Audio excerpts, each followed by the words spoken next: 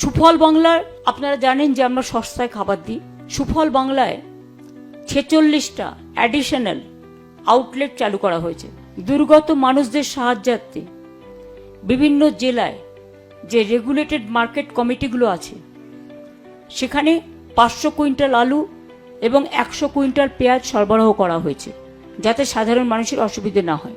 তাছাড়াও যে ডকুমেন্টগুলো হারিয়ে গেছে, লস অফ ডকুমেন্ট, সেগুলো যাতে তারা ফিরে পায়, মানে তাদের ডুপ্লিকেটগুলো পায় অথরাইজড, সেই জন্য তাদেরও হেল্প করবার জন্য একেবারে আধার কার্ড থেকে শুরু করে প্যান কার্ড থেকে শুরু করে ব্যাংকের সহযোগিতায় প্যান কার্ড, আধার কার্ড আমরা করছি, রেশন কার্ড, এডুকেশন ডিপার্টমেন্টের কার্ড, পাট্টা, কাস্ট সার্টিফিকেট অনেকেরই হারিয়ে গেছে, সেগুলো সব কিছুই সেখান থেকে করে দেওয়া হয়েছে।